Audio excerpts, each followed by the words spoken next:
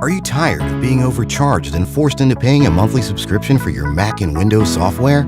Well, if you are, currently we're having a 50% off discount on all the latest Mac and Windows software, such as AutoCAD, SolidWorks, Photoshop, Microsoft Office, and much more. Our 50% off discount will be ending soon, so be sure to text us "Need Software" to 213-640-9738. That's 213-640-9738. We aim to please, so expect 24/7 technical support, the latest premium software, instant software links delivered to your email, and PayPal buyer's protection guarantee.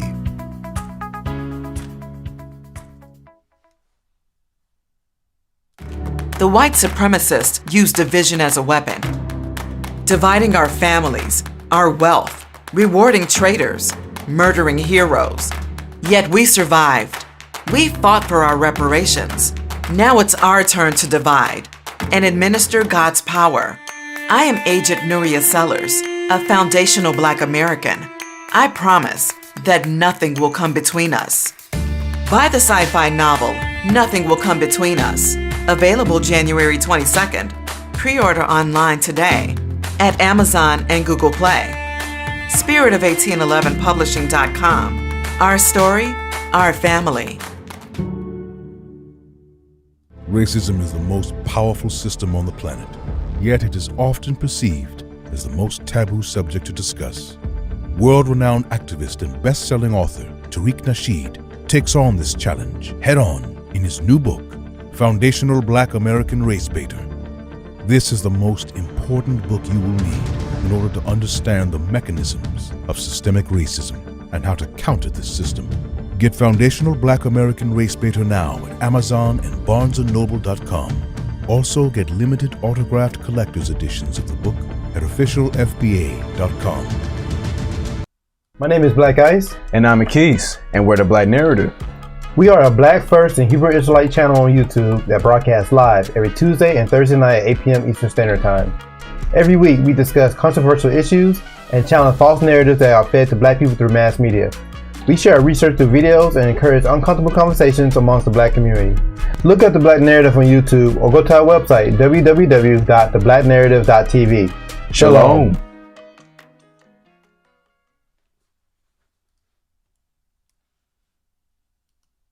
You know what?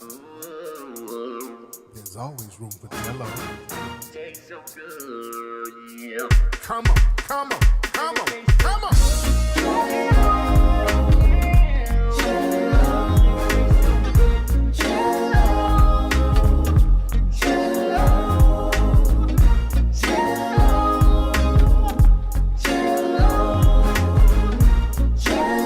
Here we go.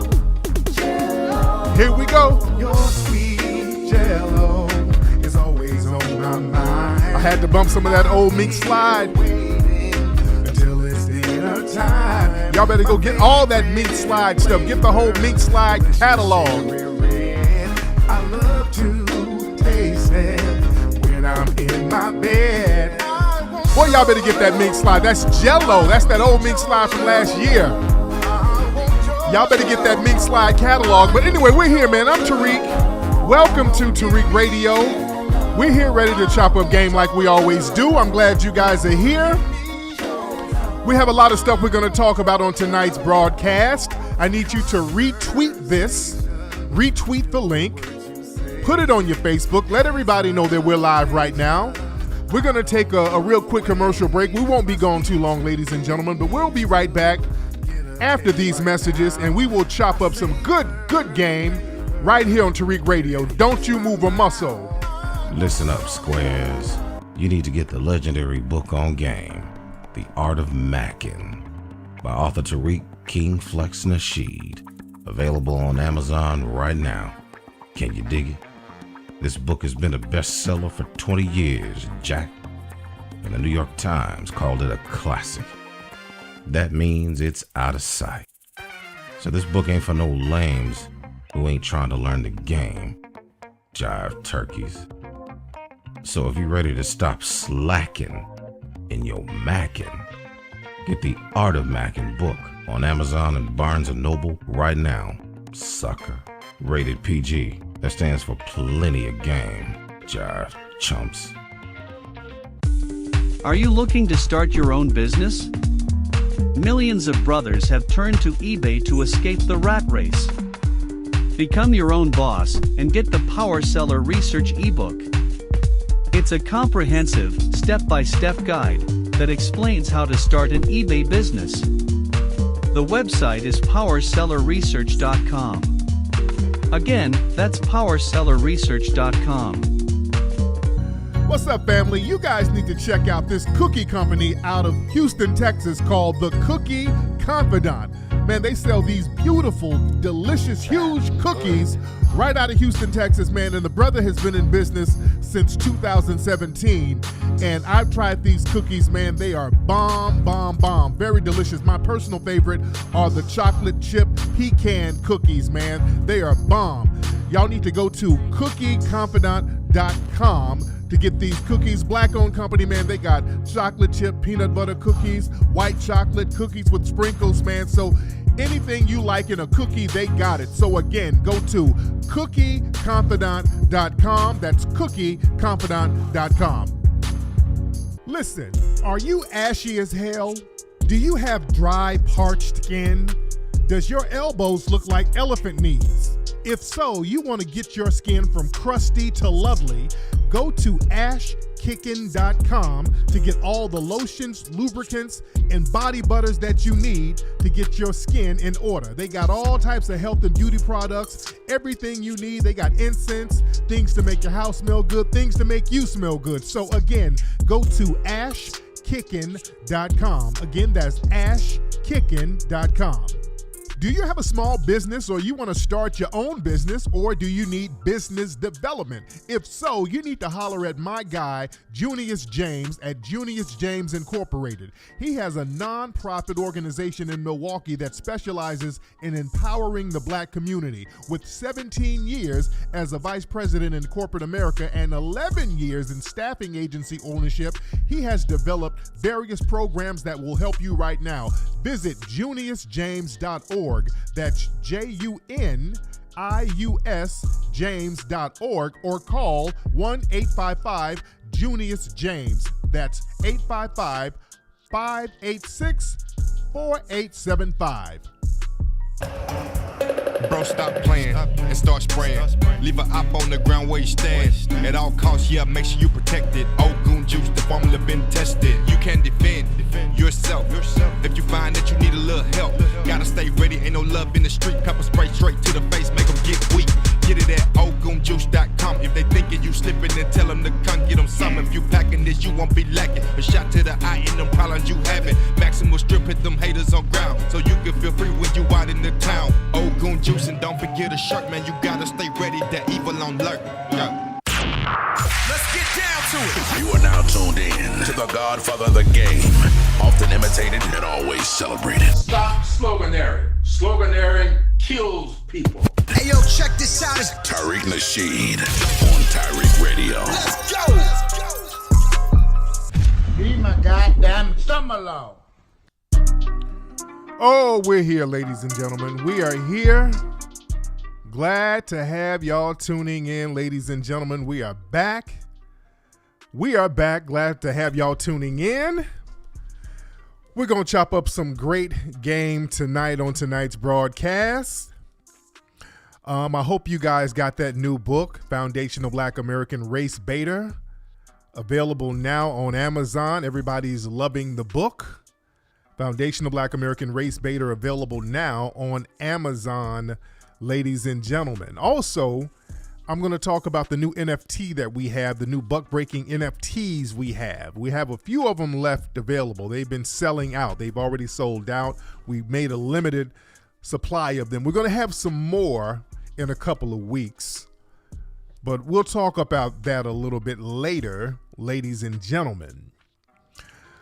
First, let's just get right into the topic of today's broadcast. We're talking about swirling propaganda.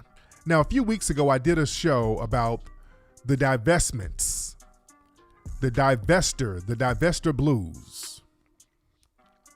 And you know, the divestors are bedwenches who say that they're divesting from black society. They're divesting from black men. But what they're really trying to say is that they're divesting from black society. There's a whole little bedwench movement where they're talking about they're going to be some type of imaginary black privileged class who's going to distance themselves from black society so that they can live happily ever after with Zaddy. Most of these divestors come from these non-FBA societies where there are already these little colorist enclaves. They have these little colorist class that the white colonizers set up. You see a lot of that in the Caribbean, a lot of that in certain parts of Africa. They set up these little societies where certain tribes get certain privileges over the other tribes based on very little minute differences. I know in South Africa, if one little tribe is a tad bit lighter, they get to be classified as coloreds, and the other ones are classified as black, and the coloreds get a few more crumbs off the table than the blacks. So those little games are played in Africa and the Caribbean. Generally, foundational black Americans, we don't play that game because there is no buffer class of other black people that get privileges and benefits that other non-buffer class people get. Black people here in America, we're all treated the same. This is why we have fought white supremacy the same way. We recognize what the threat is. We don't get any kind of special privileges based on tribal allegiance, religious allegiance, skin tone. The lighter ones are treated just like the darker ones. There's no privileged class of black people anywhere in America.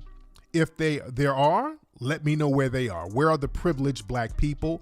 Where are the privileged black neighborhoods that's not being treated like other black people? We don't have that.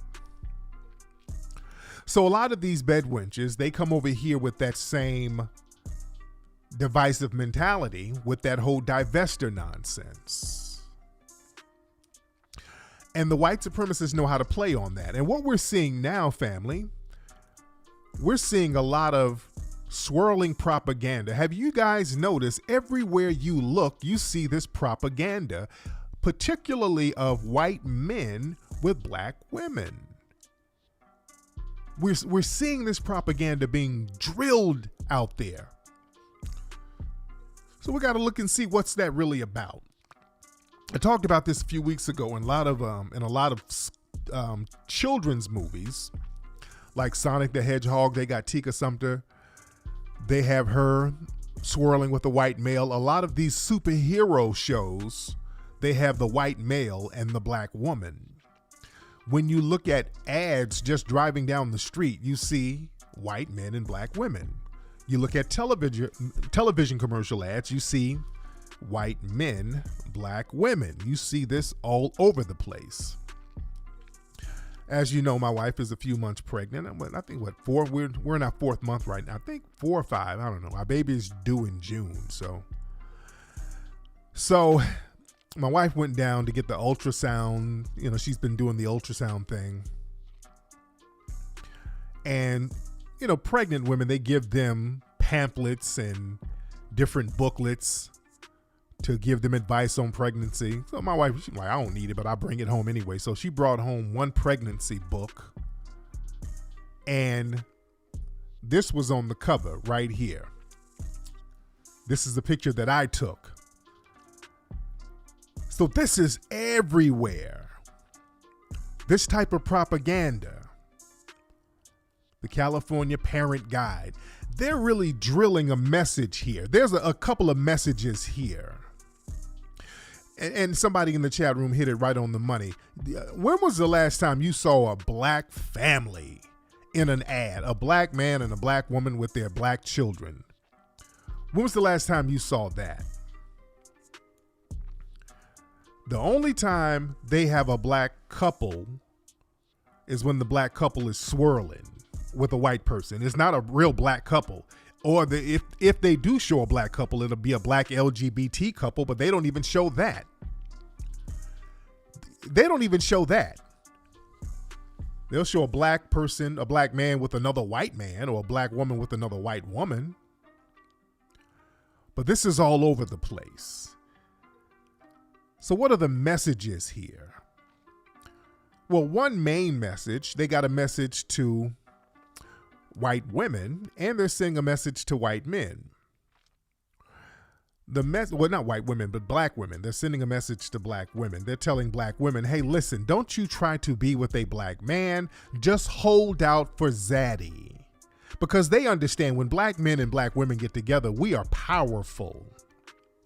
When black men and black women, for real, get together and start building families, that's dangerous to the structure of white supremacy, because we're going to have children that's going to have stability. See, when we have black family structures of the man and the woman, we're going to have black children who are stable generally. And that's the last thing they need in the upcoming generation, stabilized black children. They want black children to be turned out, flipped up, flipped down, psychologically damaged, and they want our children confused. When you have two black parents, the confusion factor will generally be alleviated for the most part. So the thing is, they're trying to dangle this carrot in front of black women saying, hey, black woman, no. You know, these black men, you don't want them. You don't really need these black men. That's not what you need. You need you a nice, strong zaddy in your life. Don't you want to have a baby that's going to be light with privileges? Don't you want to have a baby that can pass for white? Don't you want your baby to be safe? You see the message? I want you to take a good look at this picture. And also notice whenever they show the ads of these white men with black women, the baby always looks like it can pass for white. It has a little twinge of blackness in there, but they always make sure that the baby can pass for white. I want y'all to notice these ads. That's very significant. That is very significant. They always have a baby that can pass for white. And now these babies who can pass for white in the next generation, that baby and the offspring, they're going to be classified as white. You see, and that helps the white male because, see, the white male, they're having trouble having these babies with white women. It's not popping like that. And they know that those numbers are dwindling. Now, how is the white male going to keep his seed and carry that seed on? Well, his best bet is to cultivate a bedwench who can carry that seed, have her lighten up his seed a little later on. He has to take one for the team. But right now, they're so desperate to procreate. Hey, I got to go to the real procreators. I got to go to the real procreators. So what they're doing now, family, they're using black women as hosts. They're being parasitic and using the sisters as procreation hosts so that they can carry that seed and just have it light enough. Yeah, it's kind of light and it's kind of black, but yeah, in the next generation, it'll whiten back up. So we have to make sure we have babies by these black women. Pick the black women who's going to carry the bedwench mantra, who's going to carry water for the white supremacists. You understand? They got to go to the sisters. Yeah, we'll whiten them up later. See, that's what they were doing in South America and Mexico and all of that. They had to have sex with these black women, but they were teaching them mejorar la raza, lighten up the race, improve the race by lightening them up. That's the whole thing down there in these Latin countries of whitening the race up. So they want to try that thing here. And once they got that seed out of the black woman, they'll destroy their host. They're not going to give the black woman any kind of privileges or benefits. It's like a parasite. A parasite will leech off its host for survival. And after that leech has sustained itself, they will eventually kill its host.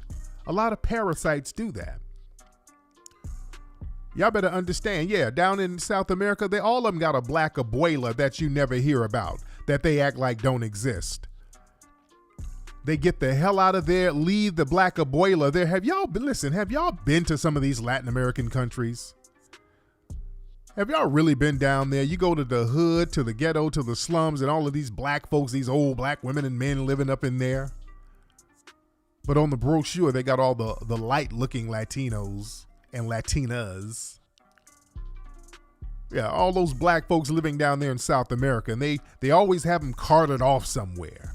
Down in Colombia, they have them on the other side of the country.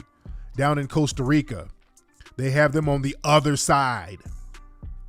They got the white side and all the black people are over there on the other side. You understand? So yeah, that's their game. See, the white male has to leech on to the sisters because the white women ain't really getting pregnant like that. And a lot of white women out here chasing the brothers. So the white man, he's like, damn, and the white women are in limited supply. So then they got to do something. Zaddy has to do something to survive. He has to do something to survive. And, they're trying to use Asian women too. But the Asian women, they ain't giving birth like that either. Their birth rates are getting kind of low over there in certain Asian countries as well. And plus, you never know when diseases pop up. All of these Asian and Eurasian and European societies, these diseases pop up, and that makes them more vulnerable. You understand? So they got to go to the people with the strong genes in order to carry on their bloodline. But they got to do it in controlled numbers. They do it in a very controlled way. They do it in an extremely controlled way. Let's be very clear. And let's go back to this video here. Let me show y'all the video of this. This happened at a Utah Jazz game. They had this Utah Jazz cheerleader. She's looking like the only black girl on the squad with the divestment wig and all. So they had this fake ass proposal where she's fake surprised and all this stuff. This was clearly orchestrated. This was something that they planned. They specifically did it like this. They had her out here cheering and doing her cheerleader thing, and then they had her white boyfriend come out and propose. And she's acting all shocked. Let me play the video of this. Let me find the video and play the video. I'm gonna have the volume down because I don't want a copyright strike, ladies and gentlemen. Hold on, let me find that video. Here it is right here. Okay, let me play the video real quickly. The volume is going to be down because I don't want a copyright strike, so I'll just narrate it. Okay, let me turn that down. Okay, so this is her. She's cheering, and they changed the routine up. That's the whole gag, that they changed the routine up, and they're playing some kind of wedding song, and she's acting confused. Flat ass divestment wig. So I smell some Bammy. I smell Bammy and oxtails. A little touch of cake soap. That's Zaddy done came out. Oh, here we go. So this is the carrot they're dangling in front of bedwenches all around the country. Look, don't you want you a romantic Zaddy like this? Look at, leave those black men alone. Get you a nice $3 wig and wait on Zaddy, and you can have a Cinderella engagement. Oh, this is propaganda. This is propaganda. Sisters, boy, y'all better not go for this propaganda. All right. Y'all better not go for this propaganda. This is nothing but cap. This is cringe. Yeah, she's all over this. She's overdoing it. Oh, goodness. And look, I know there's some divestment wigs in the chat room like, oh, y'all dirty niggas. Oh, y'all niggas just hate to see our joy. Oh, y'all dusty beta males. Oh, I know there's a bayang or two in the chat room claiming that we don't want to see them happy with Zaddy. We just don't want you to fall for the propaganda. This is propaganda. And you do not fall for propaganda. This is them running a con game, making you think that there's going to be some type of buffer class camaraderie where you're going to be safe with Zaddy and you're going to not be under the trenches of white supremacy as long as you're under Zaddy's arms. And truth be told, you're going to jump right out of the water into the frying pan. Let's be very clear. And if you have children, God forbid you have dark ones around Zaddy. Oh, it's a beast. You get some dark kids around Zaddy, it's a beast.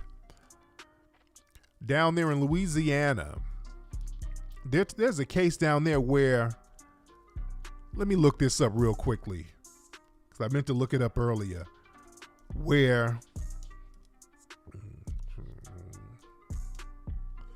down in Louisiana, there's a child sex abuse lawsuit because of wealthy white people down there getting black children who's in state's care and raping them. And Benjamin Crump is a part of this. Now I'll give him props on this. I'm very critical of Benjamin Crump, but anything to help kids, I'm down with that. Here's the story. Hold on. There's Ben Crump to sue Louisiana over claims wealthy white men raped black children in state's care. So yeah, they got basically a pedophile ring down there where, hold on, let me read some of the story here. Crump is moving forward with a lawsuit against Louisiana's agency overseeing child welfare over years-old allegations that black children were sexually abused while in state's custody. Crump, who represents a woman that says her and her siblings were raped by wealthy white men when they were underage, held a press conference to announce the lawsuit.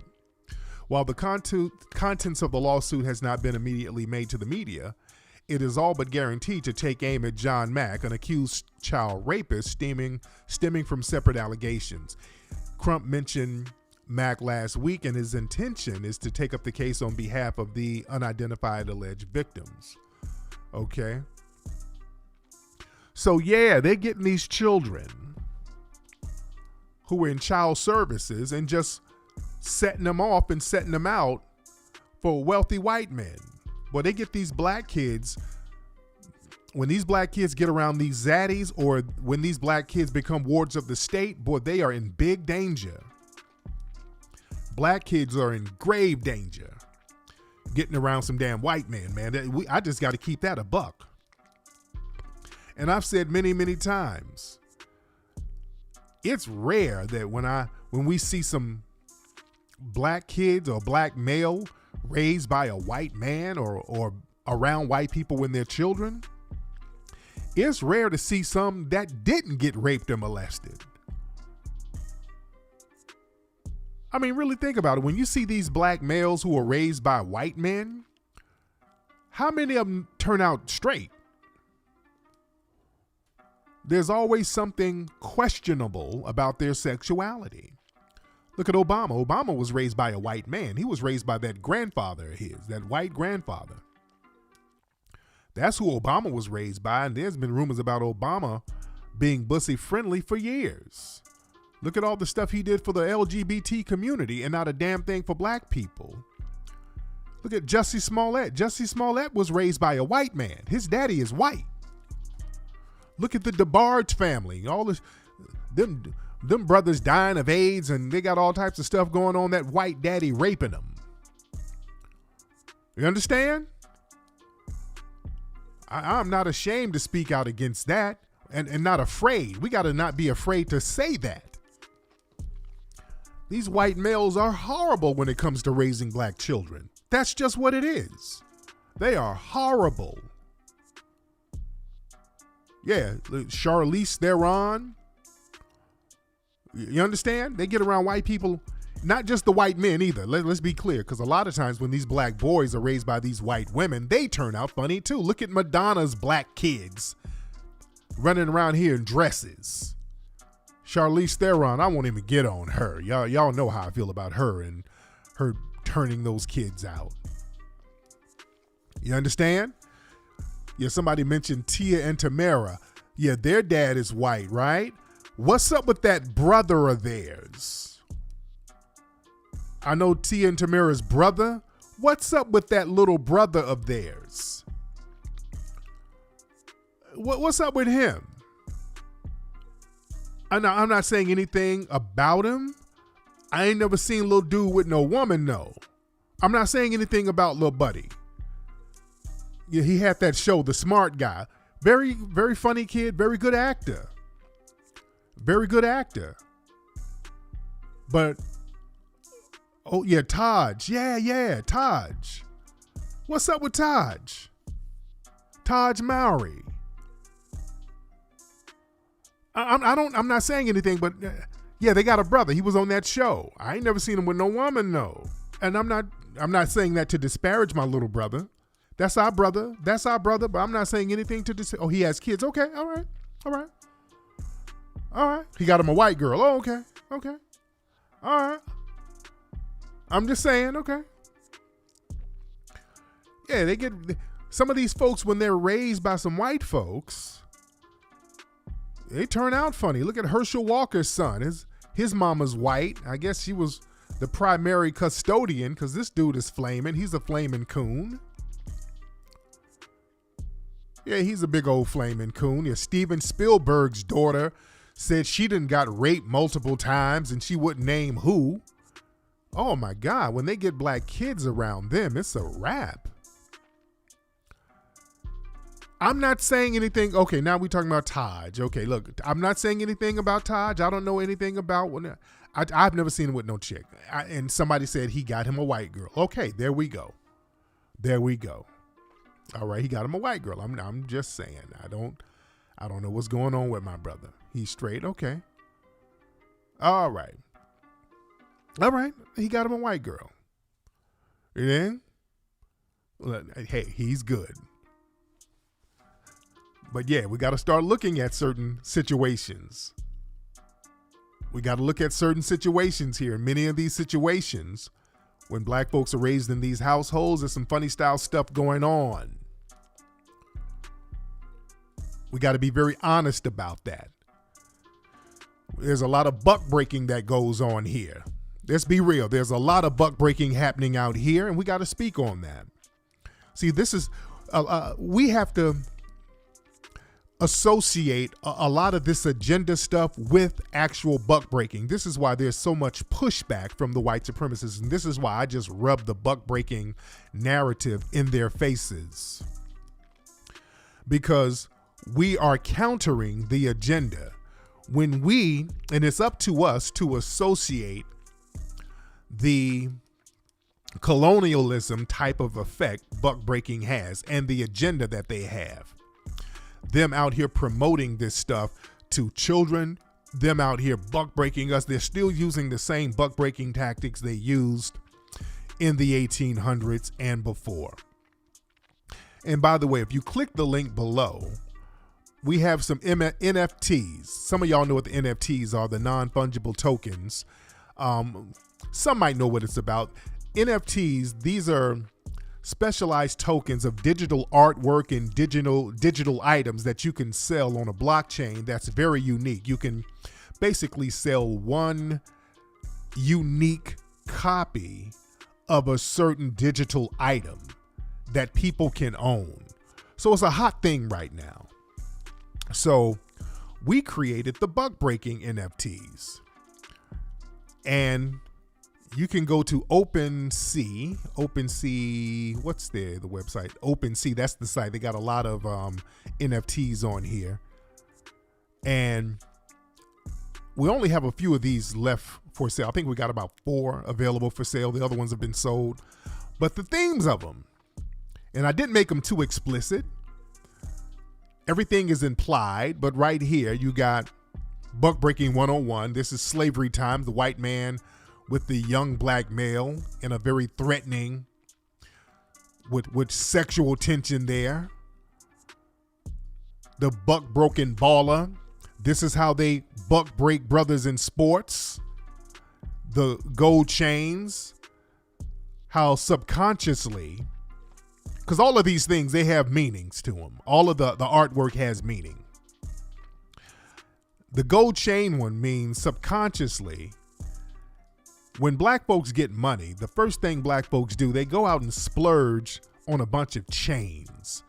I've never understood that concept, where I kind of do, where black folks just spend enormous amounts of money on chains. And remember, there was a wave at one point where a lot of rappers were going out buying the most gaudiest chains they could buy.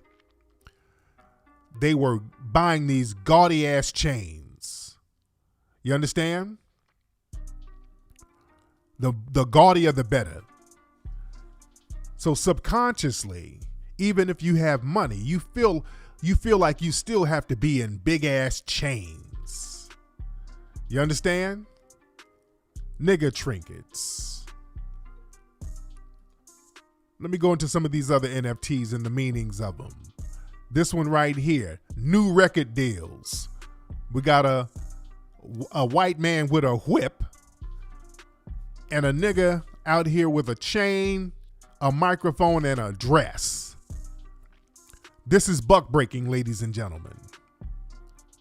This is buck breaking. Yeah, the whip. They get a whip. This is what you call your car, a whip. Yeah, we're putting a lot of subliminal meanings here and not so subliminal. Then we have another zaddy here with the brother with the beard. We call this the beard.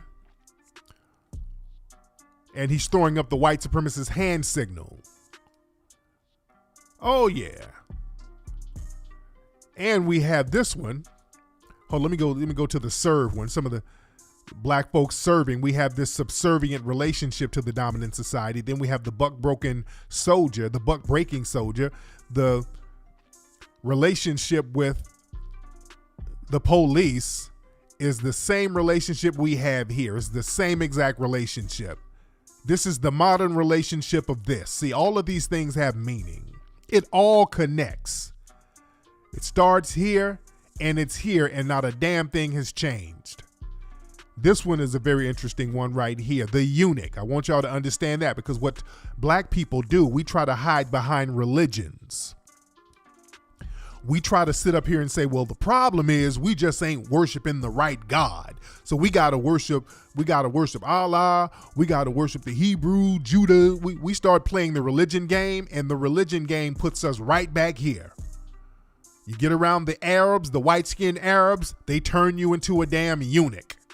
They still have the same aggression. This is why the white man is dressed like a sheik and the black man has a little turban on that looks like a little quick weave, and he's a eunuch. You understand? All of this has meaning and it's all connected. And we're immortalizing the term buck breaking. See, we're putting it out there. And, this is my NFTs has become a hot topic on a lot of message boards, which is good because we're getting the conversation going. We're putting the conversation out there. Yeah, a lot of black folks got this thing where they want to start switching up and changing religions and all of that stuff. No, we got to get off this running back and forth to religion thing. Because whatever religion that doesn't empower you, it's a wasted religion. I only want to hear about a religion that says, hey, pick up a rock, stick, or one of them things and handle your business. That's the only religion I want to hear about. That's why I respect Ogun. The Haitians got it right in 1790. The Haitians got it right. They said, damn all of this other stuff. Let's tap back into some Ogun. And the Ogun god told them to pick up a stick and pick up a brick and get busy. Somebody in the chat room said they're Black Hebrew. That's fine. Is that going to help you liberate yourself from the system of white supremacy? We got to stop playing religious hot potato, jumping from religion to religion, trying to pray our way out of white supremacy. The praying ain't working because we already have the tools we need to make things happen. Because let's be real, a lot of folks don't want to be out from under the thumb of white supremacy. Too many black people are comfortable with it. That's the problem. Black people are comfortable with being in the type of relationships that we see on the screen here. You see, a lot of black folks are comfortable with this. We got to get out of this type of comfort zone and be about some real damn empowerment. You understand? Stop letting people tell you that we're supposed to be over somewhere else. We're supposed to be back in Africa. We're supposed to be, we're really Hebrew Israelites. We're supposed to be over there in Israel. No, we're supposed to be in Jerusalem. Man, no, we're supposed to be in Asia because we're Asiatic. We're supposed to be right where we are. If you're a foundational Black American, you're supposed to be right here fighting for the land that you built and the land that many of your ancestors were already here on. You understand?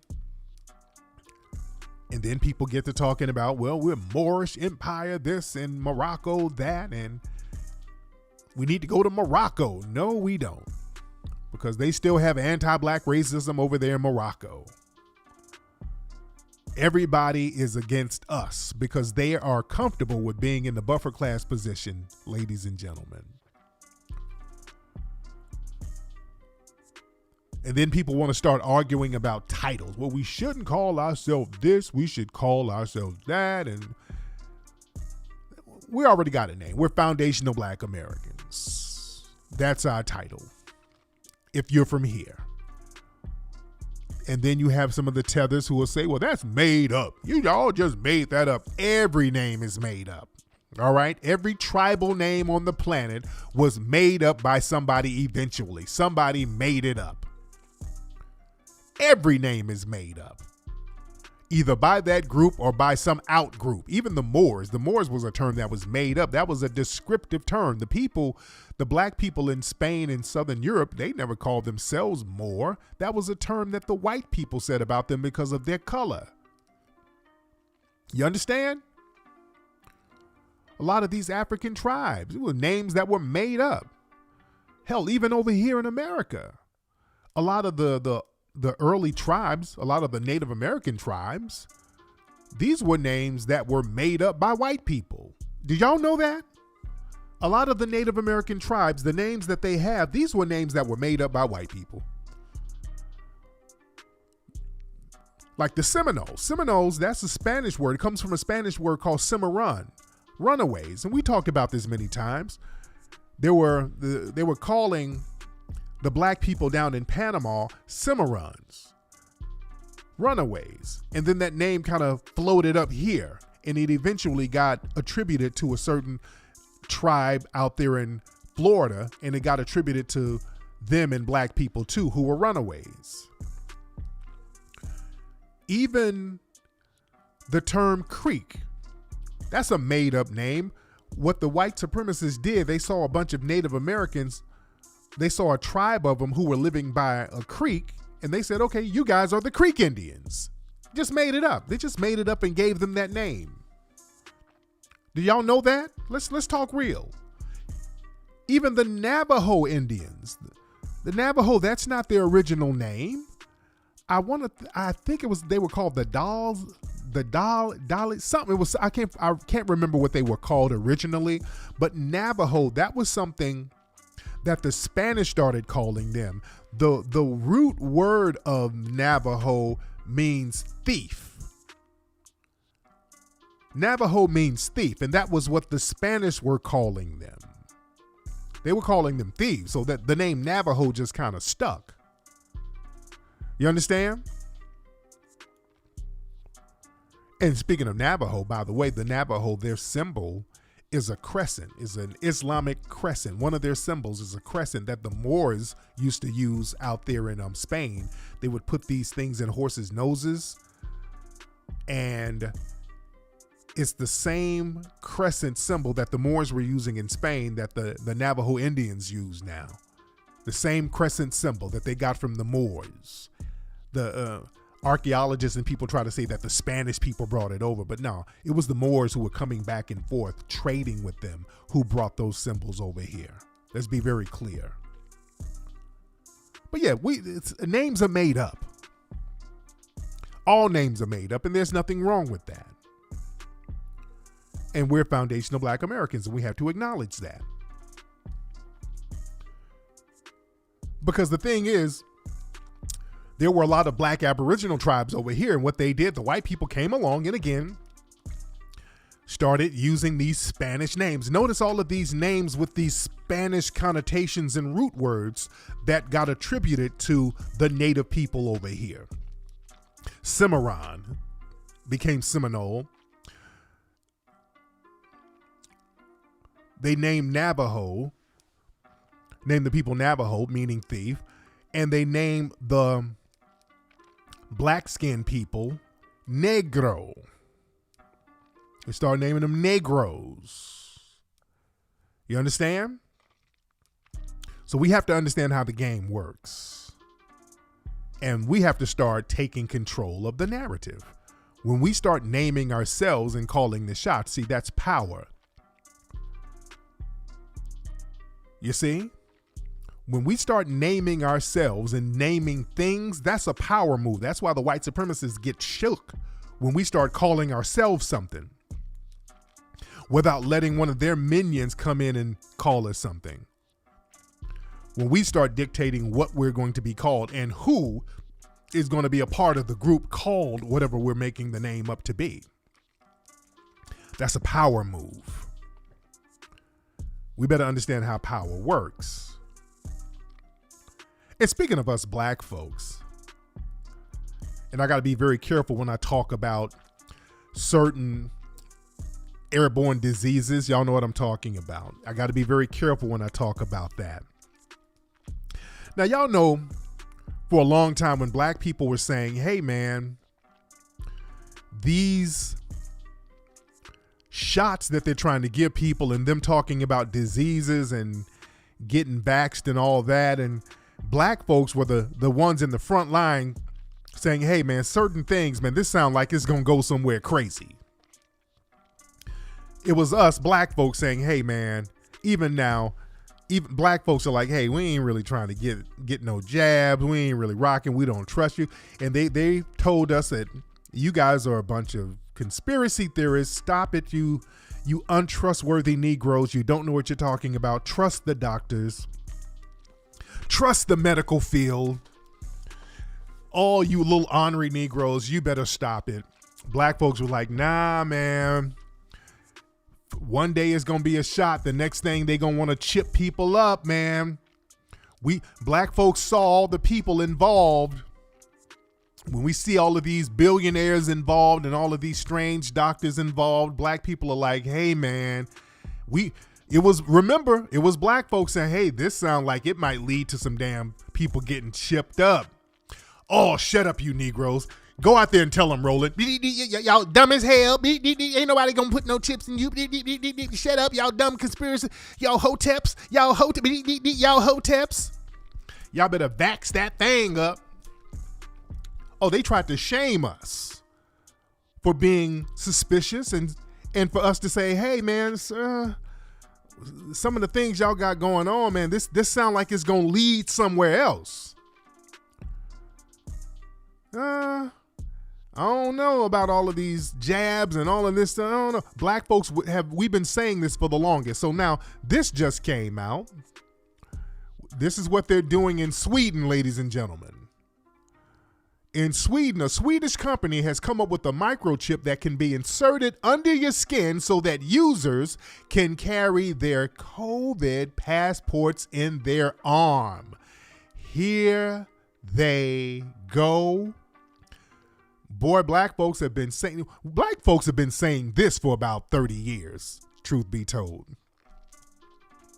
Black folks have been saying this was going to happen since the 80s. And people said, y'all conspiracy ass Negroes. Because see, we've been saying this because we know what the white supremacists are capable of. We were enslaved by these people and they used to brand us. So we still have those ancestral memories, guys. Yeah, Tuskegee was just the tip of the damn iceberg. They always bring up Tuskegee. That was the tip of the iceberg, man. We've been going through stuff with the dominant society. But man, here they go. Now listen, let me play a clip of this. Hold on, let me turn my volume down real quickly. Hold on, let me play this clip. I want y'all to listen to this. Hold on.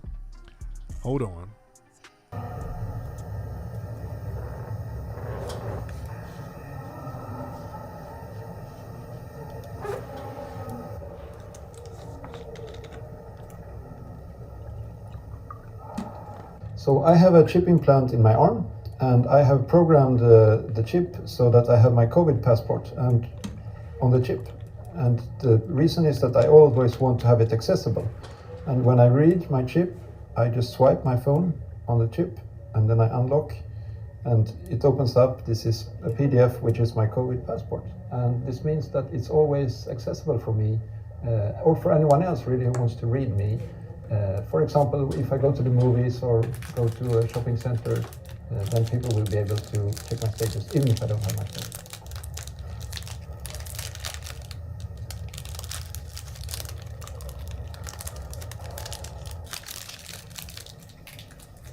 If you understand how these implants work, they don't have a battery.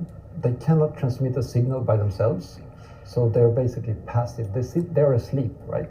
They can never tell your location. Yeah. They're only activated when you touch them with your smartphone. Yeah, right.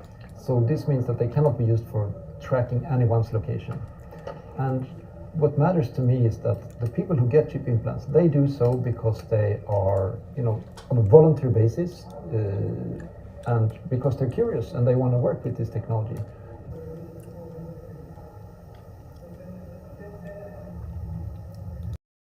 All right. So, yeah. Okay. So he said, yeah, man, it's pretty safe, man. If we use this, it ain't gonna be to track you or nothing. Yeah, okay. Yeah, you weren't really convincing on that one, dude. Yeah, I'm eating on something, goddammit. But yeah, he was like, when you don't touch it, it goes asleep. So it won't be able to track you or do nothing. It's an innocent chip that we're gonna put in your body. Yeah, right. Man, please. I don't believe you, brother. That's that mark of the beast. That is that mark of the damn beast. Nah, I don't believe you. When a motherfucker tell you something like that, yeah, let me put some in you. And yes, it's real safe. It's not like I'm going to track you. I'm not. Everything they say they're not going to do, that's exactly what they're going to do. Everything they say they're not going to do is exactly what they're going to do. No, it's completely voluntary. It won't track your whereabouts. It doesn't give a signal. Nigga, please. As we know, they said the same thing about phones. And then we learn later on down the line that your phones are tracking you. Your phones are always on. Your phones can always hear you. Your phones are always giving information about where you are. The minute you look up something in your phone, all of a sudden you get a bunch of ads about the same thing that you were looking up. They track all your data. Oh, they've been saying that, what the phone ain't doing. Nah. Nigga, your phones, they always say your phones ain't listening to you. Check this out. Watch this. Hey, Siri. All right, now, all of y'all listening right now, I bet all of your phones just turned on. I just turned on about half of your phones right now by saying, hey, Siri. And I'm turning mine on right now. How many of your phones just went off? I'm not sure I understand. Uh-oh, I didn't turn my Siri on. How many of your phones just went off? All right. I'm in Los Angeles and I just controlled your phone from my house in Los Angeles. I just turned your phone on. If you're listening to this in a room on some speakers, if your phone just turned on, raise your hand. If I can turn your damn phone on, what do you think the government can do? You understand? Oh, somebody said, nope, I got an Android. He's like, nope. We got some of the poverty brothers in here with the Android. Shout out to you. You okay? Some of y'all phones turned on. Say, okay, Google. How do you do it on the Android phone? So you have a headset. Now some of y'all have a T-Mobile sidekick, so you there's no voice commands on that, so it won't work for the T-Mobile. Some of y'all still got a T-Mobile sidekick from 2001. You know,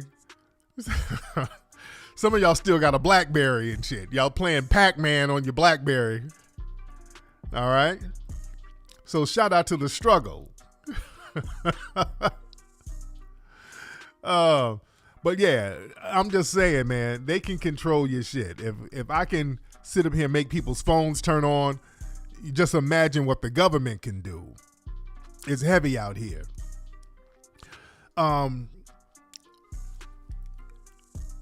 brother out here got, it was a rapper, Drakeo the Ruler. Brother got killed. R.I.P. to that brother. Brother named Drakeo the Ruler got killed. Family, and I know some people have made this point before, but the rapper Drakeo, he's on this Empire Records. He's distributed by Empire Distribution.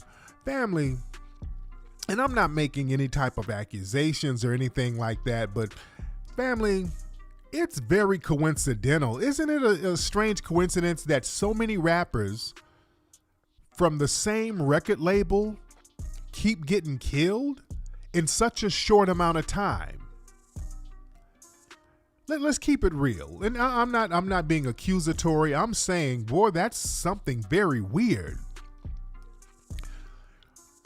All of these rappers, it's about 5 rappers within the last 2 years connected to one label that keep getting killed. XXXTentacion, I hope I'm pronouncing his name right. He was on Empire. I'm just pointing out some coincidences here. King Von, he was on Empire. Mo3, he was on Empire. Young Dolph, he was on Empire. Now Drakeo, he was on Empire. All of these rappers, right when they're getting their careers popping, they all get killed. Ain't that a strange coincidence? Family, I want y'all to understand. And I'm not making no accusations, but listen. Family, do you know record labels do put out insurance policies on their artists? Yeah, XXXTentacion, he was on Empire too. Yes. X was on Empire too. Come on. Was Slim 400 on there too? Was Slim 400 on there too? Okay. Wow. But yeah, dude, what 5 or 6 damn rappers on the same label dying?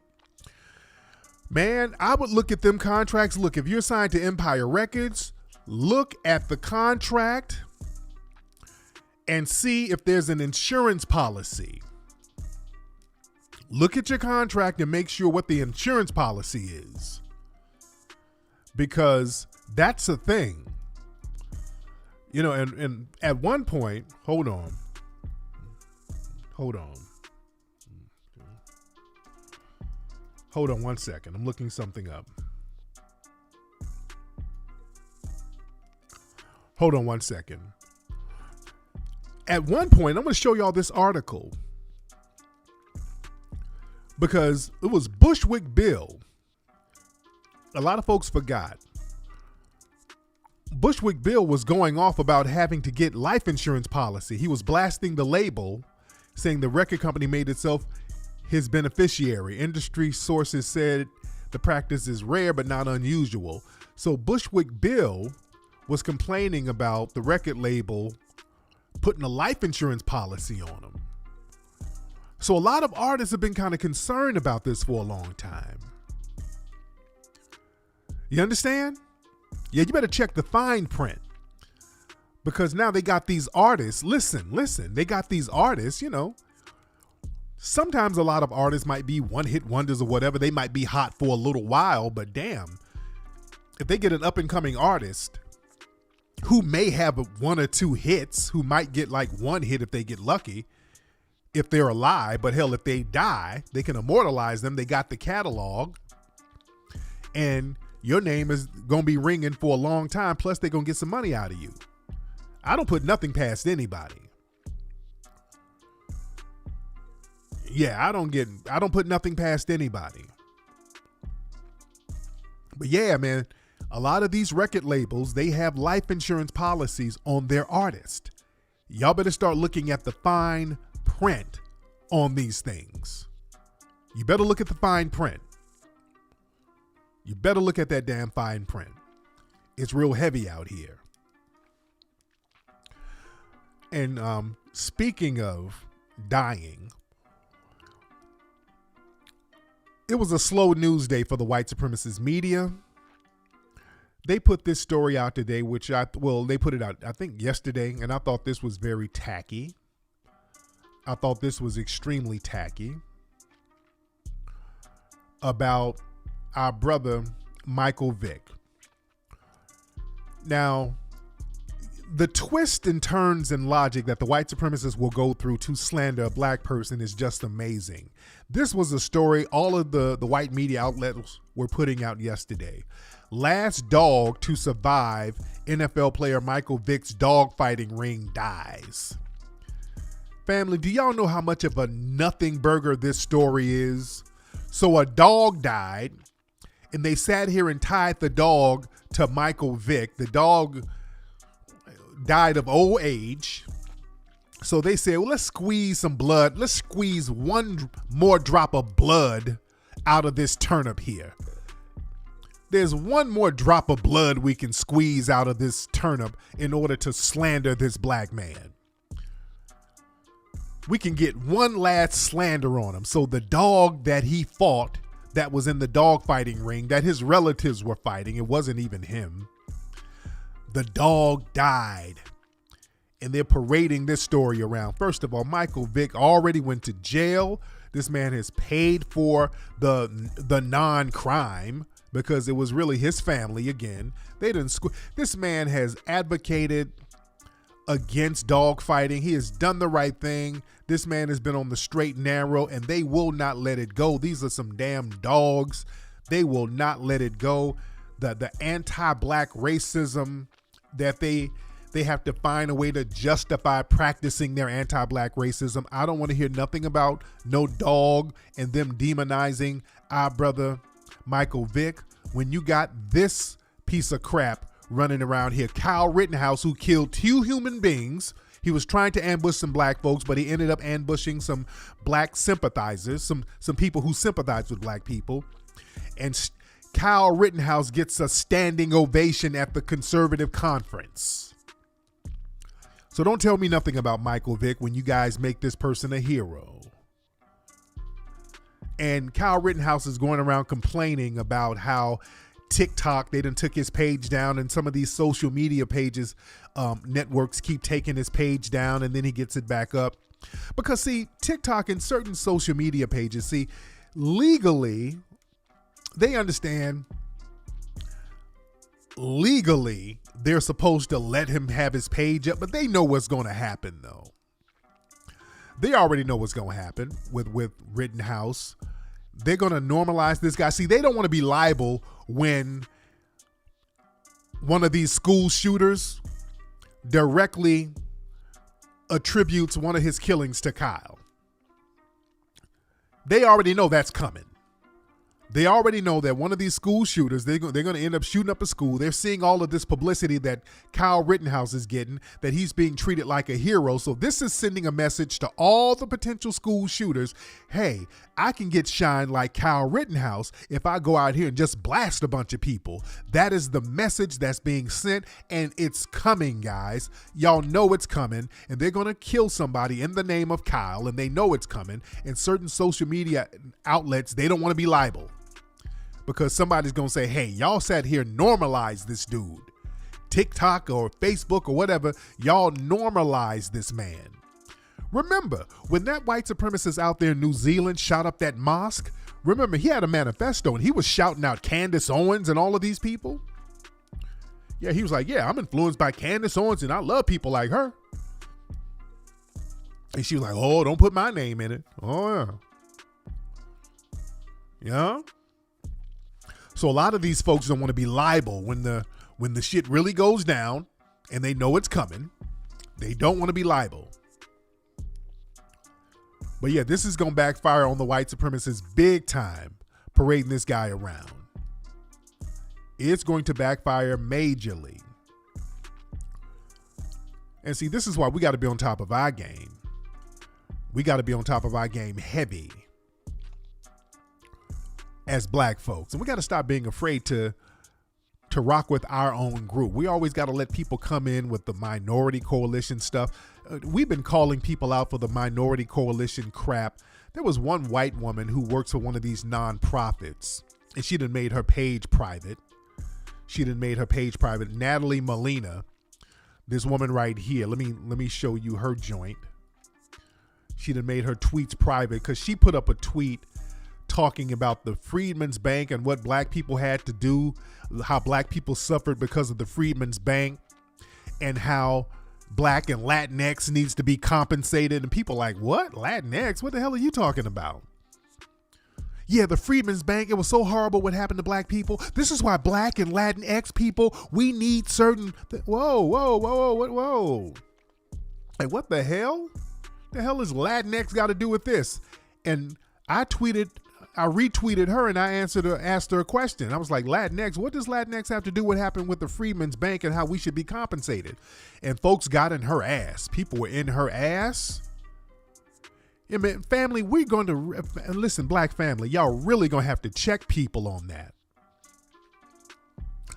And this is her nonprofit page. I went to her page. Destinies are owned. We believe in ownership. Hold on. Let me go here. Let me go to her page. This is her nonprofit page. So they got all of this. Known Holdings is a black, indigenous, Asian American, and Latin-led growth platform shifting ownership towards the new majority and the multi-trillion-dollar economy it powers. So basically, they're latching on to our struggle. Here's this fake-ass minority coalition meaning that this coalition means they're going to piggyback off the Negroes. These people don't have no real legitimate claim over here. So they're going to piggyback off the Negro struggle and finance themselves. All right. They got to do the whole people of color coalition thing. And family, we're going to have to stop that. We're going to have to call that out. This is something that we're going to have to call out, family. I was doing my the Twitter space thing earlier, and one of these white Latino liberals called up. He called up talking about black and brown, and I want y'all to hear this.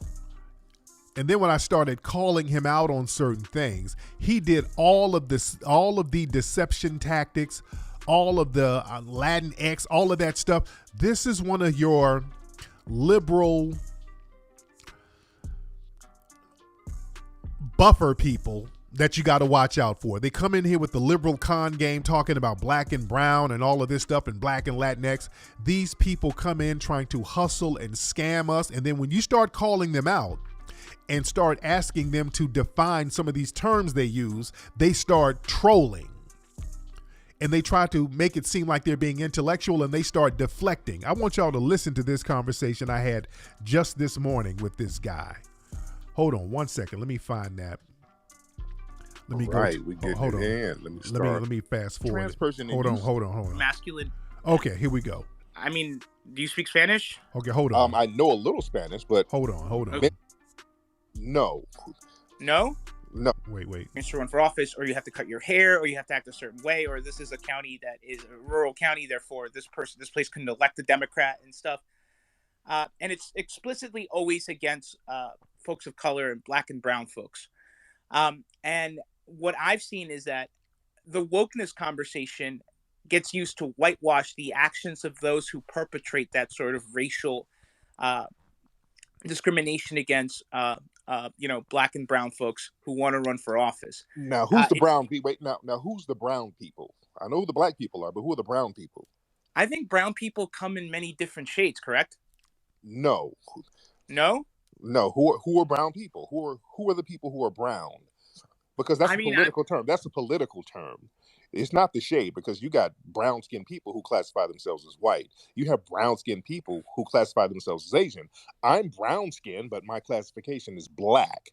So we know what a black person is. The majority of the people on the planet are brown, but they don't classify themselves that politically. So I get what you're saying. When you speak of brown people, who are you speaking about?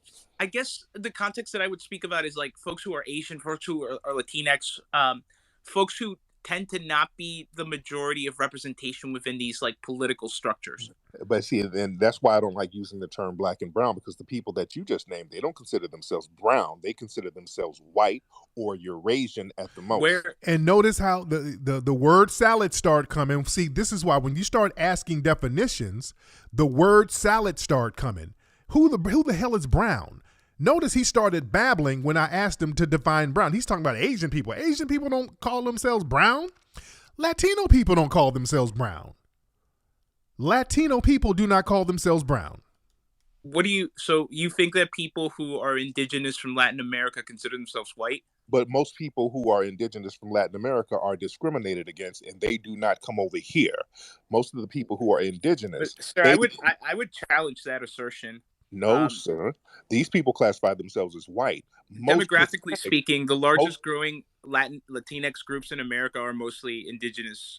Boy, and this is another thing. This dude was lying his ass off. The largest growing group, no, that's not true. Are indigenous. No, that's not true. The indigenous people over in these South American and Latin American countries are broke and discriminated against. They don't have no money to come over here. But they view themselves as Spanish. They view themselves as European. That's why you use the term Latin. Some groups do, but not all. Almost all. You, sir, you view yourself as Latinx. Latinx is not indigenous. I usually use that term to not be discriminatory against folks who may not ascribe to a gender. Okay. Well, you saw that? All of a sudden, we're talking about racial groups, and he's talking about a damn gender. Watch the con game here. What does gender have to do with that? Because Spanish is a gendered language. It's a gendered language? Yeah. So every word has like a gender to it. It's an interesting. The breakdown on this is an interesting thing. Listen to this horse shit. How is Spanish a gendered language? It's a language used by men and women. It's used by men and women. Yeah, but the terms of the words have a gender to them. Like this is actually like if you that makes no sense. I mean, do you speak Spanish? I know a little Spanish, but men and women speak Spanish. Just like so when you look at an object or something, the way that the object is identified has a gender to it. The way the object is identified has a gender to it. Yeah, it's gendered language. Spanish is a gendered language. But men and women both use the language. They put an A and the O on certain words. I'm saying that Spanish in itself is not gender neutral. Okay, that makes zero sense. Why? Because it's a distinction without a difference. It's like they say certain words and it has a feminine connotation, and some words have a masculine connotation, but that doesn't make the language gendered. It does. No, he's just doing I'm white and I say so at this point. Well, it's a gendered language. Well, it does because I'm white and I say so. The hell does that mean? What do you mean it's gendered language? Certain words have a feminine connotation. Certain words have a masculine connotation. Certain words in English have feminine and masculine connotations. So it's just that I'm white and I say so. He's trying to tie in race and gender and ethnicity and gender. Women use the same term. If a woman, not necessarily, not in the same context. Yeah, it is, because if a woman, no, because some words in Spanish, like you just it's not a gendered language. It's just pronouncing words different ways. That's not a gender it's language. not pronouncing words different ways, because words have different contexts when you're pronouncing them in different phrases. Right, but that doesn't make the language gendered. English is gendered because when you see a man and a woman and you say certain words, you describe them differently. It's in any language that's the case. So not to say a language is a gendered language not necessarily. Yes. No, so English doesn't have the like feminine or masculine attributes to objects or any sort of like you don't call a couch a sheet or something like that. In Spanish, you do kind of do that. Okay, that doesn't make it a gendered language and make it have something to do with gender. You're connotating gender in that. That's just a description. That's not a gendered. Isn't gender a description? A gender is a physical thing. Really? Gender is a physical. Yes, a gender. You have a penis or a vagina. That's what a gender is. So, by that's your a physical definition, thing. Trans women aren't women if they don't. Is that what you're saying? Trans women? What's a trans woman? A woman, somebody who identifies as a woman. What's a woman? Who may not be assigned that gender at birth. Define a woman. I don't know. I think that I leave it up to the folks who identify as women because I'm not one. No. That's not a description. Define what a woman is. See, and this is where he got stumped. I stumped him with a simple question. See, all you have to do is make it real plain. Make it real plain. Me and this guy went around in circles for about 5 minutes. He was trying to run from this simple question for about 5 minutes. You get the definition straight. Well, if you can define what a trans person is, you have to define what makes a person a woman by definition. Do you think that? So do you think that women? Sir. I asked you a question. Well, I'm answering a question to you. Do you think that trans women are women because? No. I'm going to ask you again, sir. And also, remember, he was trying to say that he was indigenous because at first, I don't know if y'all heard that part of the conversation. He was trying to say he wasn't white. He didn't classify himself as white and all of this stuff, which all of them tell that lie. Talking about he classifies himself as indigenous, which is a damn lie. They all tell that same damn lie that they play this 3-card Monte. And this is him right here. Let me show you a picture of this guy. This is him. So y'all know this dude classifies himself as white, as all Peruvians. He's from Peru. And all of those Peruvians who look like him come over here and classify themselves as white, and then they get around us lying about it. All right, but let me play the rest of him running away from defining what a woman is. He brought up gender and trans being a woman. Then I said, okay, define what a woman is. And he started dancing around. Define what a woman is.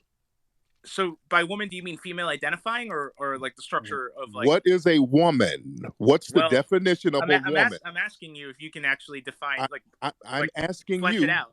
No. A woman is very simple. The word woman has been around for 1 million years. What is a woman? Define what a woman is. So you want me to define what a woman is in the context of what? In the context of what a woman is. What's the definition what does of a woman? What is the definition of a woman? There are like 80 different women in here that could tell you 80 different things. What's the definition of a woman? Woman is one word. What is a woman?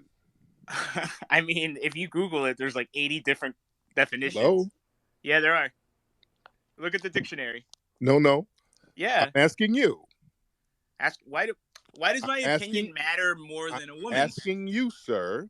What is a woman? You have to define what a woman is. Strange that this is. And I'm doing this so y'all can learn. Don't let them get you away from putting them on the hot seat. I'm not going away from the question. You see how he's doing everything he can to try to get me off that question. Okay? When you get them stuck, keep them stuck. Don't let them deflect. He's trying every single deflective tactic imaginable. This is a learning lesson here. I'm letting him babble to make a fool of himself. And he's playing dumb. Now he's talking in circles.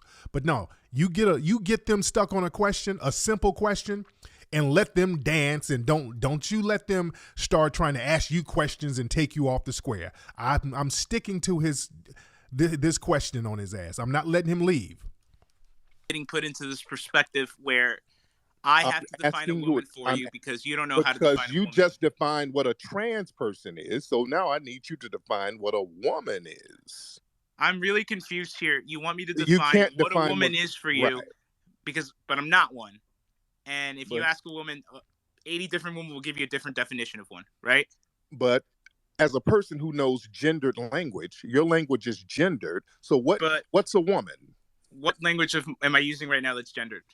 You can use English or Spanish. You can tell me in any language. Well, no, I'm not using gendered language. In any language, what a woman is. I'm confused as to what you define as gendered language because I never asked you. I never asked you what a woman was. You did. So you're using gendered language. But you said that a trans person is this and that, and I'm asking you, and you've deflected and you've run around in circles. I'm not deflecting at all. You have not. Why can you not define what a woman is? What context you're using? It's very simple. What is a woman? What's the definition? The basic definition of a woman. What defines a woman? What defines a woman? What's the definition of a woman? I couldn't tell you because I'm not one. No, I'm not an orange, but I know what an orange is. So what's a woman? But Are you trans? Are you trans? Do I have to be to say that they have a right to be whoever they want? Are you trans? Do I have to be to say because right you define because you define what a trans person is? So how come you can't define what a woman is? I never identified what a woman was. I just said that trans women exist.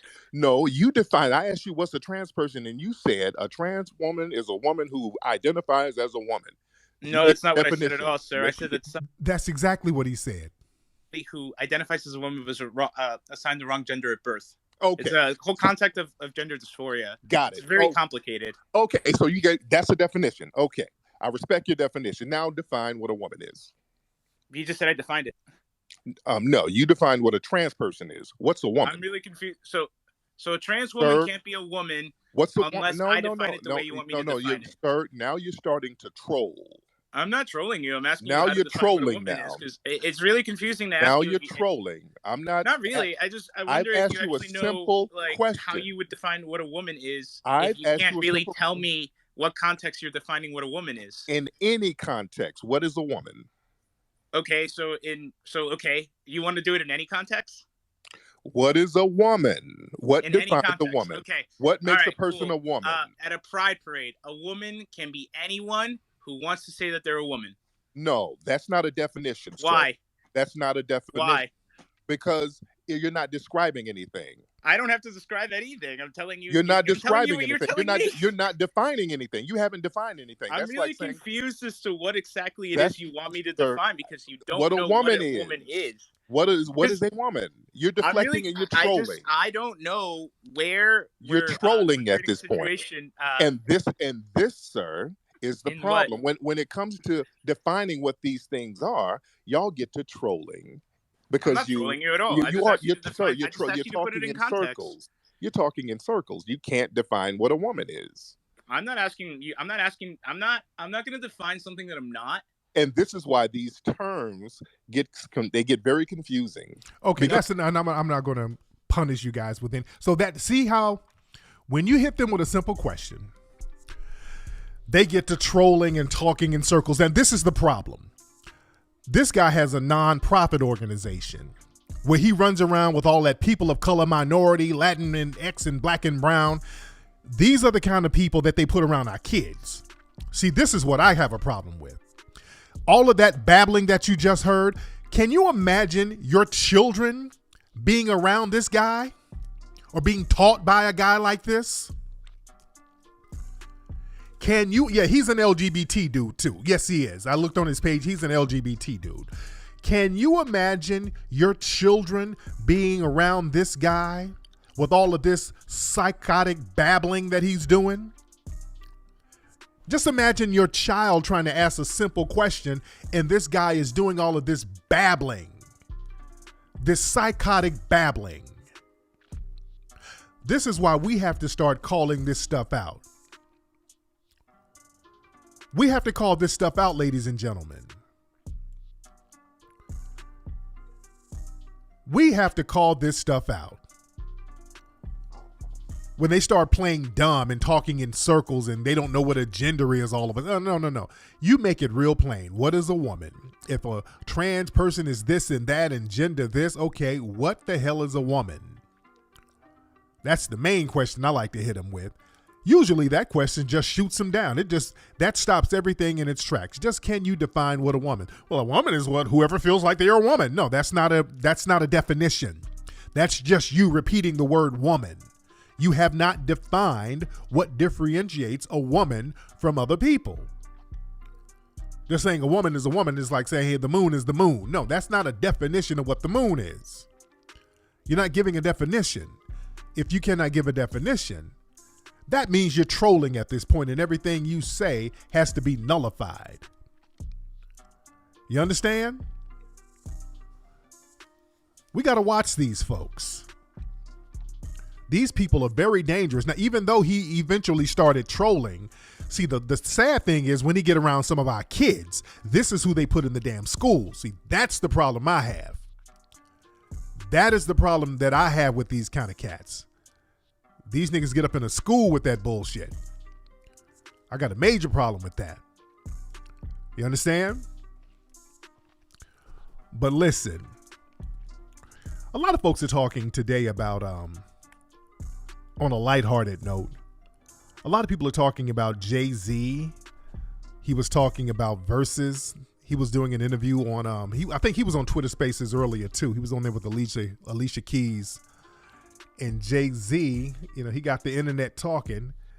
Jay-Z was talking about Versus, and they were saying, Jay, who you gonna do a Versus with? And Jay basically said this. Let me play Jay. Hold on.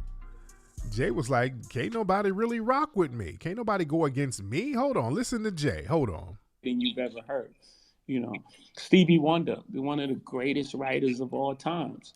When we're talking about that, his name may not come up because it's not of the time right now. And that's what I love about this. I know that's not the answer that people want to hear. I want to hear nobody stand on that stage with me. I ain't gonna lie, no disrespect. Everyone's amazing and done what they done.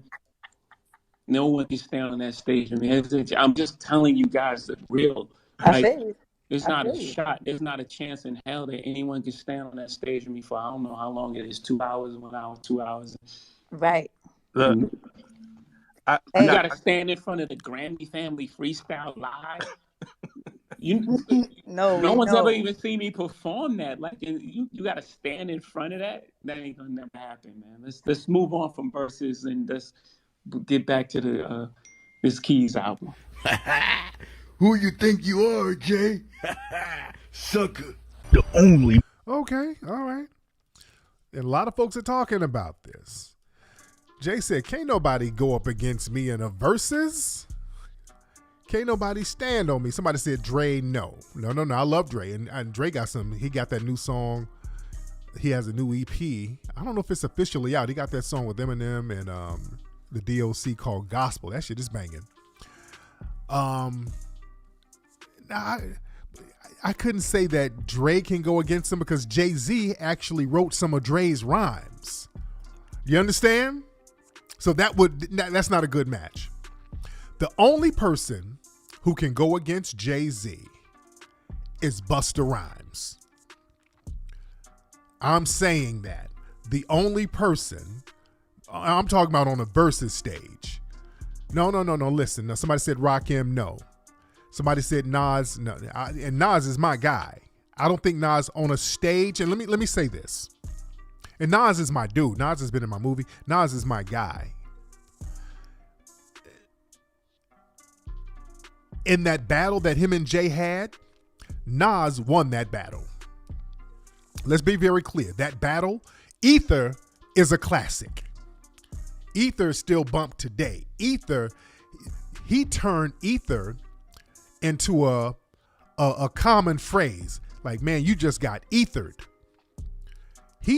Nas introduced a new word into the lexicon.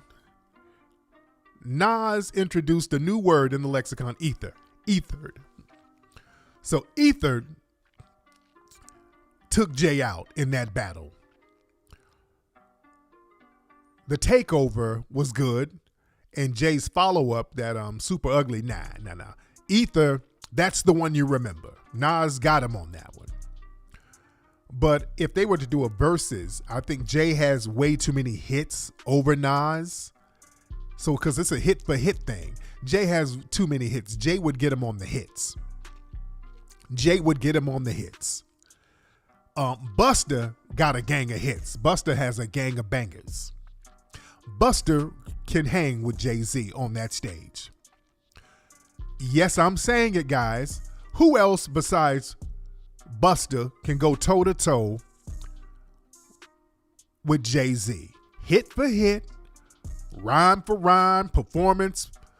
I mean, come on. Let's keep it a buck. Somebody said Ice Cube. Hey, okay, that's interesting. That's interesting. The eras are a little bit different. I don't think Ice Cube could hang. The eras are too different. A Busta Rhymes Jay-Z match would be classic. That's an even matchup. They come from the same era. So in New York, they had that shit in New York. See what Ice Cube and Jay, nah. It's two different eras and also two different coasts. It's not a good matchup. Busta Rhymes and Jay-Z. That's the matchup. Somebody said Drake. Nah, Jay-Z would wash Drake. Drake has to go up there and sing. You know, it's like that. It'll be like that scene of on Empire. Hold on. There was that scene in Empire one time where Jesse went to a battle. Hold on.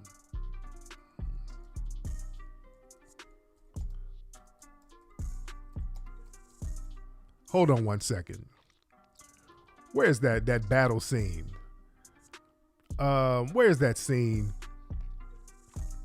On I'm trying to look it up real quick. On Empire, they had a battle scene. And hold on, where's that shit? And Jussie Smollett got in the battle and he started singing like, I'm gay. Oh my God, what the hell?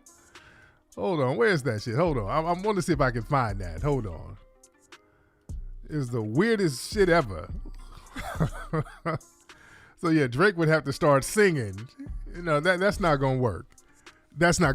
Somebody said Lil Wayne. Nah, I like Lil Wayne. I like Lil Wayne, but Lil Wayne would get washed by Jay-Z. Somebody said LL. No, two different eras. No, Busta Rhymes and Jay-Z. Jay-Z is the only person who can hang with Busta Rhymes, and Busta Rhymes is the only person who can hang with Jay-Z on a versus stage. Let's be real. Somebody said Rick Ross. I love Rick Ross too. But a Jay-Z Busta Rhymes, I think Jay-Z would be in trouble, nigga. That's how I feel about it. I think Jay would be in trouble on that stage with Busta Rhymes. Yes, I do. I think Jay would be in trouble on that stage. Busta can perform, dude. Busta's a great performer. Jay-Z, he has a lot of hits. Jay-Z is not known as the most energetic performer. You know, Jay just kind of goes out and does his thing. Busta commands the crowd. Busta has the crowd eating out of his hand, dude. No, Busta gets down. I've seen Busta live. You understand? I have seen Busta live. Busta ain't nobody to play with. Now, I disagree with Busta on some of his views about the origin of hip-hop. I really got some issues on that, but I will give a nigga his props. Busta ain't no damn joke on that stage, man. I want to see. That's the versus right there. That is the versus right there. Now, Cube and Scarface would be a good matchup. Cube and Face, that would be a great matchup. Before I get out here, let me get a couple of calls from the family.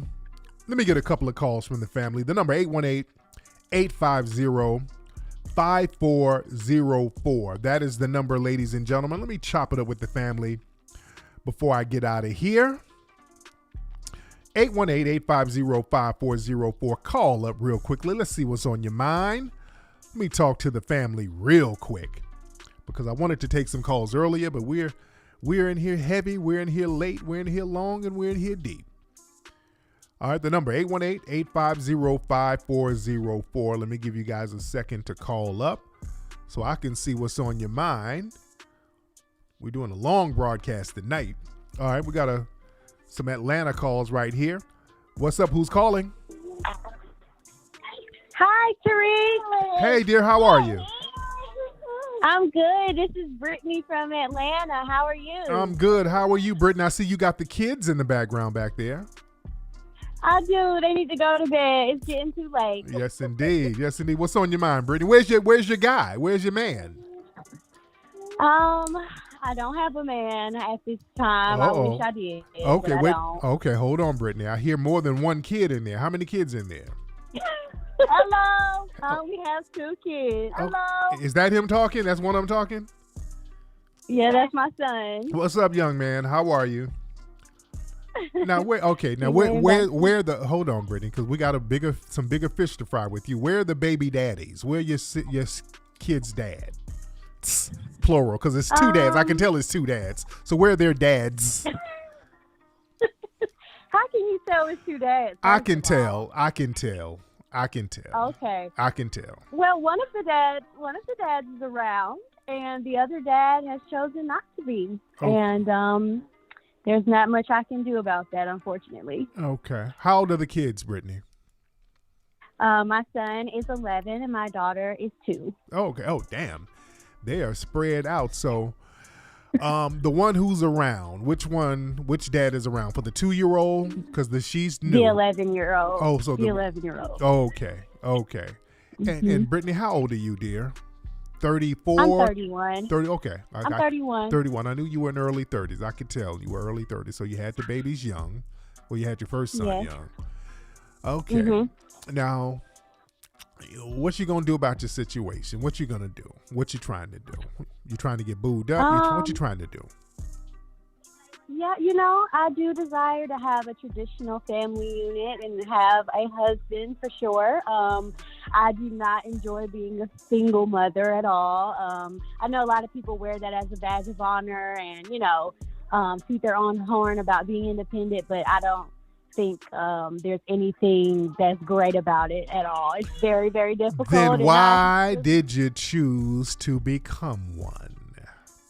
Well, I didn't choose to become one. When I had my son, I was 19 years old, and I just was ignorant, honestly, and did not. I see, sweetie, and I did not know how to choose a good partner. To be honest, I was never really taught that, and I was dealing with a lot of unresolved trauma, and just made some poor decisions.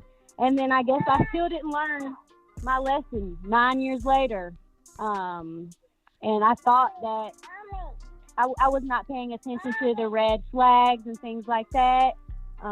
What were the red flags? Because y'all, what were the red flags? With the first or the second one? The second one, because you did it again a couple of years ago. Yeah. You got a 2-year-old, so you should have known better. So what didn't you know? What didn't you know? Well, for one, I didn't know myself, I'll say. I think that throughout the time that I had my son and then had my daughter, I was focusing a lot on my career and trying to build that, and I kind of neglected myself. So I didn't really have a connection with myself, knowing like what I needed as a woman, what I should have been looking for, things like that. And I think that I just became lonely and was low-key desperate, to be honest with you, and in need of intimacy and attention. And I just overlooked the fact that the guy at the time was like a liar. He wasn't being very honest. When things weren't adding up, I didn't just say, hey, this doesn't feel like it's making much sense to me. I'm going to move on. I just tried to wait around and see if things would add up. And I learned that that was not a good idea. I should have trusted my intuition. I didn't have the courage to do that at the time. No, you kind of knew the guy. Let's be real. A lot of these dusty niggas that y'all be getting knocked up with, these are not the smartest, most intricate niggas imaginable. These niggas are not really hustling you. They're not really running no hellified strong game on you. You allow, y'all allow these dusty niggas to knock you up, and then y'all sit up and act like this nigga had some type of big time, well thought out, diverse plan. No, he didn't. Y'all just fucking a dusty nigga. Because you said you were desperate. You're like, damn, this is something to do. And damn the consequences. Come on. I take full accountability for that. I don't think that he was smart at all. I don't think his plan was elaborate at all. I just think that I was afraid to listen to my intuition. I just thought that that it couldn't be true, what I was feeling in my heart and in my gut. I just thought I was wrong. But now I've learned that maybe I'm right. When my intuition speaks to me, maybe I'm right. Maybe, ma'am, you were just dick hungry at the time. Just keep it a buck. You were dick hungry. So. Some of y'all are dick hungry. Y'all sit up here fucking these niggas because you're dick hungry. You know the nigga ain't got nothing popping. You know ain't nothing going on. He's lying, but you were dick hungry.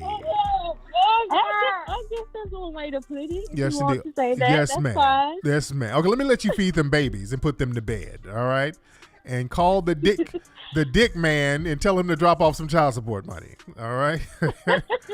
Thank you, dear. All right. Okay. Listen.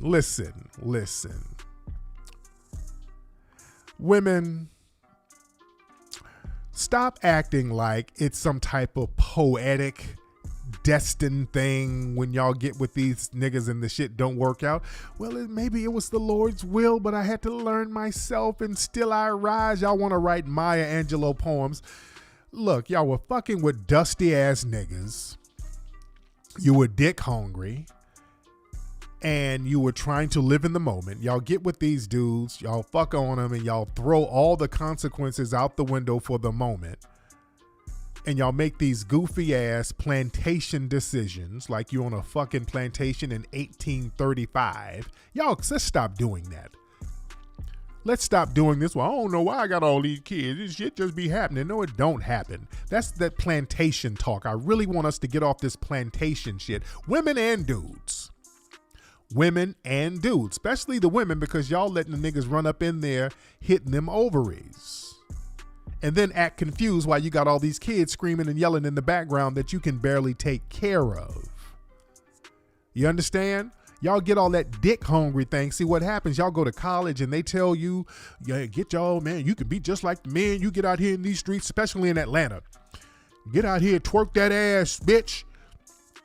Take control of your sexuality.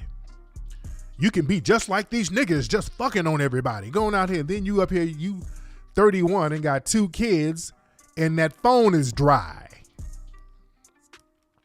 You understand? You can't do it like the dudes do. We're built differently, and the consequences are different. You understand?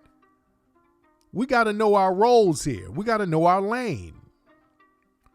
We try to do this tit for tat. If the niggas can do it, I can do it. If the women can do it, I can do it. No, we're built differently as different gendered people.